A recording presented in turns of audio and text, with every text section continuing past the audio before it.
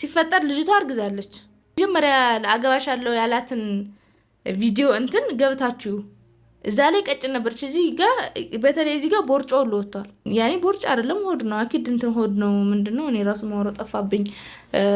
ልጅ ነው ስላረገሽ ነው እንደዚህ የምትሆኚው። ሁለተኛ ነገር ደግሞ የሰይድ ሚስት አለች ሲላት ልሆን ነው። እንግዲህ አስቡ። ያኔ ማንኛውም ሰው እኮ ሲሳሳትም ልቡ ያለ ማንኛውም ከልብ ያለ ነገር ነው አይደል ወደ ምላስ የሚወጣው።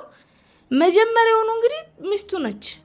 ከሚስት ነው ወጥተው እንደዚህ የሚጃጃሉት ማለት ነው። በመጀመሪያ ደረጃ ሌላ ቤት ላዘጋጅላችሁ ወይስ አንድ አልጋ ላይ ከኔ ጋር ብተኛ አንድ ላይ ለሶስት ብንተኛ ለሶስት ከልጆች ጋር እንግዲህ እንደዚህ ይሻልሻል ወይስ ምን አይነት ቤት እንደምትፈልጊ እስኪ ንገሪኝ፣ አውሪኝ። እዚህ የመን ልትመጪ ጭራሽ ና እንታያታለን። የመን ላይ እንዴት የየመን ኑሮ እንዴት እንደሆነ አሳይሻለሁ። አንደኛ ሰይድ ቀን የለውም ጊዜም የለውም። በየትኛው ጊዜ በየትኛው ሰዓት ነው እናንተ ሰርግ የምታረጉት? hayyuun dhugumaan ulfootte yookaan ilmoon garatti hafte Sayid dhugumaan hayyuu waliin ciisee ilmoo garatti hambise kan jedhu Sumayyaan aariin afaanii darbatte moo akkasumallee dhugumaan wanni kun dhugaa lafarra jirtu kan jedhume waan keessa quba qabu adda baaseetiin isinitti maddaawwattoota kiyyaa baga irra deebin gara chaanaala Oromaan dhuftanii namoonni haaraa dhuftan subscribe godhaatii maatii keenyatti dabalama. Akkuma beekamu guyyaa guyyaan viidiyooleen Sayidii fi hayyuun gadhiisan Sumayyaa miira keessa akka galchaa jirtu jechuudha. Viidiyoo isiin gadhiisteerraa jechuudha argaa jira jechuudha. Jalqaba irratti hayyuun dhugaan ulfootte yookaan dhugaan ilmoon garatti hafte kan jedhu irraa eegallu jechuudha. An hangan quba qaburraa jechuudha hanga Sayidollee dubbiseerraa jechuudha. Soba kuni soba guddaadha jechuudha. Yaani jechuun Sumayyalleen kan amma aareetti maan yookaan dallantee miira keessa seenteetuma jechuudha. Viidiyoon isaan waraaban sun miira keessa isii seensisee waan kana afaan isiitii bahuu danda'a malee sobaa jechuudha. Osoma ulfoottellee jechuudha hanganatti namni namarraa hin beekamu isilleen hin beektu jechuudha. Kana kuni dhugaa ani dhuga jedhee hin fudhadhu.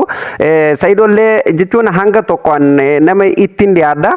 Hiriyyaa kiyya jechuudha nama akkam kabaju. Namni kun nama musliimaati san bira darbee nama waa hubataadha. Waan kana ni godha jedhellee hin yaadu jechuudha. Sayidoon nama akkasilleeti miti nama maatii gaarii qabuu fi ilmaan gaarii qabu jechuudha. Afaanuma Sumayyarraa dhaggeeffanne jechuudha. Wanni kun hangam takka dhugaa fi hangam takka soba kan jedhu jechuudha. Isinuu isiniif gala jechuudha. Daawwattoota kiyya mee viidiyoo laallee walitti deebina. Viidiyoo laayik godhuu hin dagatina. እያየሁት ነበረ። እስኪ አብረን እንየው። ዛሬ እንግዳ ጀላችሁ መጥቻለሁ። እንግዳችንም ማነች? እስኪ ራሷን ታስተዋውቅ። አያን ቀደምኩሽ። አያን እባላለሁ። የሰይድ ሚስት ሚስት ምን ሚስት ልሆን ነው። አዎ እቺኛው ፕራንክ ነው ስባል አስበው። እዚህ ጋር ማለት ነው ምንድነው ያለችው? ስሟን አስተዋወቀች። አያን አላት። እንግዲህ አያንን ነው አዩቲ ምናምን እያለ ሲያቆላምጣት የነበረው ማለት ነው። ማለነ ምን ስሟ ግን እዚህ ጋር ረክዛችሁ ከሆነ ምንድነው ያለችው? ማና ሲል የሰይድ ሚስት አለች ሲላት ልሆን ነው። እንግዲህ አስቡ። ያኔ ማንኛውም ሰው እኮ ሲሳሳትም ልቡ ያለ ማንኛውም ከልብ ያለ ነገር ነው አይደል ወደ ምላስ የሚወጣው። መጀመሪያውኑ እንግዲህ ሚስቱ ነች። Egaan daawwattoota kiyya akkuma afaan isirraa dhagaa jirtan jechuudha. Sumayyallee wanni miira keessa galchee viidiyoo kana jechuudha. Viidiyoo kana fakkeenyaaf Sayidoon faan Adaamaa tuubii irratti dhaqaati daawwadha. Chaanala isaan irratti guutuu isaa jechuudha. Achirratti namoonni hin arge achirratti daawwadha. Viidiyoo Sayid faa waraaban kana irratti jechi hayyuun jette jechuun waanuma jiru kuni fuudhee hin fuunee duraan haadha manaa isaa turte moo haadha manaa isaa hin turreef wanti kun eeguma piraankiin kun uumamte boodan wanni kun lafaa ka'e moo duraan wal quba qaban kan jedhu kuni waan irraa beeknu hin qabnu. Akkasumallee mana namaa keessa waan nu seensise hin qabnu. Kana waan irraa beeknu hin qabnu. Ani hanga yaada Sumayyaati fi ilaalcha Sumayyaallee viidiyoo kana keessatti ilaaletti jechuudha. Viidiyoo Sayidoon faan gadhiisan kanaatu jechuudha miira keessa galchee jechuudha. Miira aariitii waan kana dubbatte malee kuni dhugaadha jedhellee hin fudhadhu jechuudha. Sayidoo fi hayyuun duraa wal fuudhan moo wal hin fuune kan jedhu kuni waan beeknu hin qabnu. Mana namaa keessa waan nu oofe hin qabnu jechuudha daawwattoota kiyya. Waliin jira moo hanguma piraankiin kun uumame wanni kun lafaa uumame kan jedhuu fi akkasumallee duraanumaa haadha manaa akkasiin jettu sanitti duraanumaa haadha manaa godhatee waliin jiran kalleen hidhamee kan jedhu sani hin beeknu jechuudha. Waan irraa hin beekne laaqannu hin beeknu jechuudha. San haadha manaa isaa taate haadha manaa isaa ta'uu baatte waan irraa beeknu hin qabnu. An hangam beekutti Sayidoon haadha manaa tokkitti qaba. Tokkittiin inni qabu Sumayyuma jechuudha. Kan biraa hin beeku jechuudha. Kuni ammumaas baate jechuudha. Yoo dhugaa dubbanne eenyumtuu miira keessanii galaa beeka. Gaasirratti dhiira hin jenne shamara hin jenne namuyyuu miira keessa ni galaga maaliif abbaa manaa kan kee yeroo namni sirraa fudhatuuf deemu yookaan haadha manaa kan kee yeroo namni sirraa fudhatuuf deemu darbee abbaa manaa kee bira darbee abbaa ilmaan keetiiti jechuudha jiruuf jireenya keeti jechuudha bar gabaabdumatti gaafa jiruuf jireenya kan kee immoo namni biraa keessa seenuuf deemu eenyumtu miira keessa ni gala ራሱ ከእንትኑ ካደነጋገጡ ሚስት ነኝ ስትል ነው ያለው ልሆን ነው አለሽ ቀየረችው ማለት ነው። እሺ አንቺ እኮ ስለወደድሽኝ ብቻና ስለጠበቅሽኝ ብቻ እኔን ታገኛለሽ ማለት እኮ አይደለም። እኔ ራሴ ህይወት አለኝ፣ ሚስት አለችኝ፣ ልጆች አሉኝ። ምናልባት እሺ ሸሪያውን እንኳን ሞልቼ 4 ሚስት ቢኖረኝ ምን ትሆኚ ነበር? ግዴታ እኔን ካላገባሽ አትኖሪም ማለት ቤተሰብ እዛ ላይ ስላለ ብቻ ይዝሽ ያው በቃ ወይ አረጃለሁ እንደዛው ሳላገባ ብቻኛው ያላገባይ ሴት ተብዬ ለሶስት ከልጆች ጋር እንግዲህ እንደዚህ ይሻልሻል ወይስ ምን አይነት ቤት እንደምትፈልጊ እስኪ ንገሪኝ፣ አውሪኝ። እዚህ የመን ልትመጪ ጭራሽ ና እንታያታለን። የመን ላይ እንዴት የየመን ኑሮ እንዴት እንደሆነ አሳይሻለሁ። በጣም ፈጣጣ ነሽ ግን እሱ ራሱ አብረን እንሄዳለን አብረን ትመጣለህ እንዴ እዚህ ደፋሮች dhugumatti jechama Sumayyaan jette kanarratti anillee nin deeggara jechuudha maaliif mucayyoon sun dhugumatti baay'ee nama daffaarii ajaa'ibaati jechuudha nama jaarsa namaa osoo namni kun ilmaan hin qaba jaartiin qaba jechuun innillee harka keessa qabaatuu danda'a hin beekamu san jechuudha osoo inni akkana jedhuun immoo bakkuma bultiin kan kee jiru sanittuu nan deemaa ilmaan kan kee biratti haadhuma manaa kan kee san birattuu nan deema jechuunis dhugumatti daffaarummaa ajaa'ibaa nama argisiisa jechuudha yookaan murannoo ajaa'ibaa nama argisiisa namatti argisiisaa jechuudha kanumaafuu jechuun dhugaa ta'ee soba ta'ee hin beeknu kaanui garuu Sumayyaan akka jabaa itti dhaaddatutti jirti gaa waan jireenyi Yaman ta'e sittiin argisiisaa kootu jetteen unoo itti dhaaddataa jirtiyyi hundumaafuu gaa Yaman deemtee haadhoo qoofittiin taphatima siin jenna dhugaa rabbi Yaman akka Itoophiyaa seetee dhattee bahara dhuddee asiin deebiin nima jennaa waan biraa hin jennuuni hundumaafuu rabbi olii haa galchu gara nagatti rabbi haa xumuruma jenna jechuudha Said rabbi bultii tanteetillee dhugaa rabbi bultii gaarii qabdaa maashaallah rabbi siif haa jiraachisu waliin isin haa tursiisu bultii tanteetittillee cirracha akka hin harree asumaan immoo akka saayibaa yookaan qobboleessaa tokkotti siidhaamuu barbaadna. Mee daawwattoota keenya viidiyoo ni dhaggeeffanne jechuudha. Viidiyoo hanga dhumaa dhaggeeffadha. Yaada waan viidiyoo kanarraa sitti mul'ate koomentii jalatti barreessuu hin dagatiin ani isiniin jedha viidiyoo laayik godha. ያኔ ሰርግ ቀሩ ሰርግ አታርጉማ። አንደኛ ሰይድ ቀን የለውም ጊዜም የለውም። በየትኛው ጊዜ በየትኛው ሰዓት ነው እናንተ ሰርግ የምታረጉት?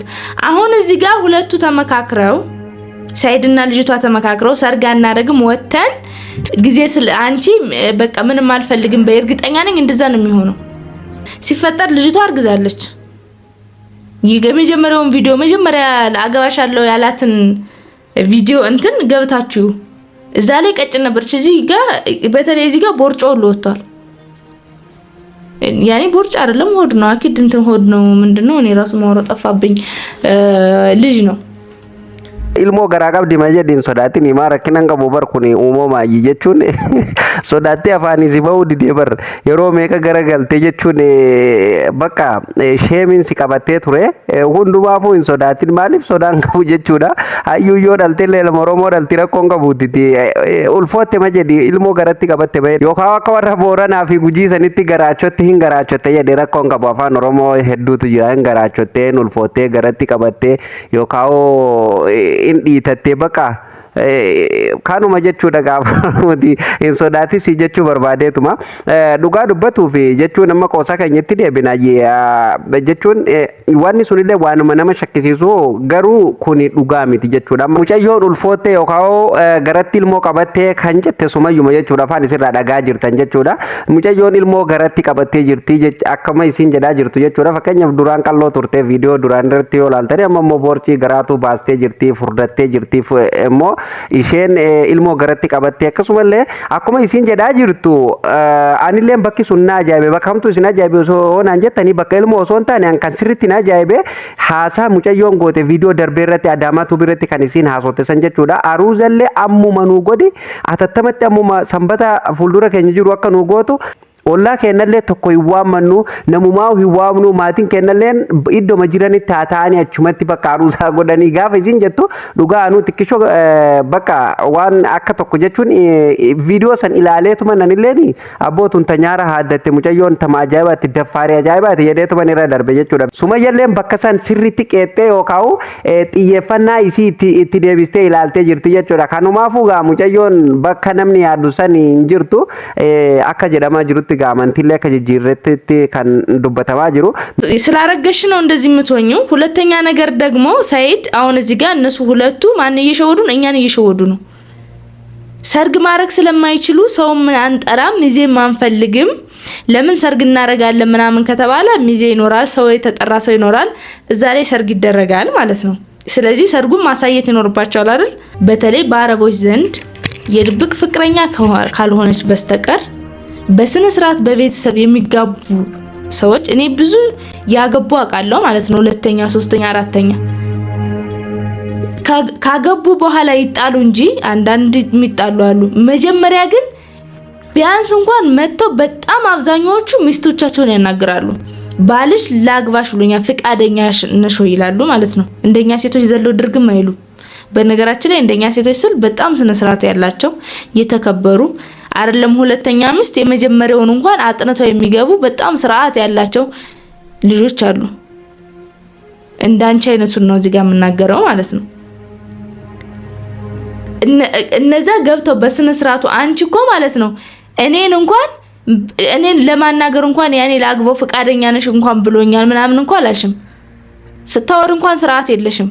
አንቺ ነሽ ከኔ ጋር ተስማምተሽ ምትኖር ያውዝ ቢላም ሸይጣን ረጅም ያ ሱመያ አትሌ ረቢ ሰብሪ አራገሳ ከነ ሲያከኑቲ ሙጀዮን ጃርሰ ሰርካ ፉዳቱ ሙረቴ አትሌ ዋንደቺ ፊሰሚ ወሊት ተርኪሱት ይርታ በር ዱበርቲ ኦሮሞ ዮካው ዱበርቲ ሸመራ ኢትዮጵያቲ ፊ ሸመራ አረባ ወሊት ወፍታ ዱጋዳ ኩማት ጀቴ ዋን ዱጋት ጀቹን አካ አዳ አረባቲ ነምኒ ቶኮ ዮ ፉዱ ዴሜ ዮ ጃለለ ዶሳ ተሁ ባቴ ዱረ ዴመኒ ጃርቲ ኢሳሰን ተንዱራሰን ጋፈተኒ የማ fatani akkuma ati jette dhugaadha sun arabni sun aadaa arabaati arabni akkasi garuu arabni kabaja wal gaafate akkuma ati jette kabaja wal fuudhe akkasitti lama sadillee fuudhuu danda'a jechuudha namni shamarri keenya waan akkasiisa yoo ati hidhattee gaafatte mana sirratti gubdi jechuudha guyyaa miti yoo kilaashii qabaatte kilaashii jaarsa mataa jalaa sarkifteetuma xaaxaa itti gooti jechuudha si galee zayitii dafiftee sirratti natti shamarri keenya kanaaf dhiirti keenya illee itti himanne jechuudha maaliif shamarri keenya jaalalratti rakkoo qabdi akkasumallee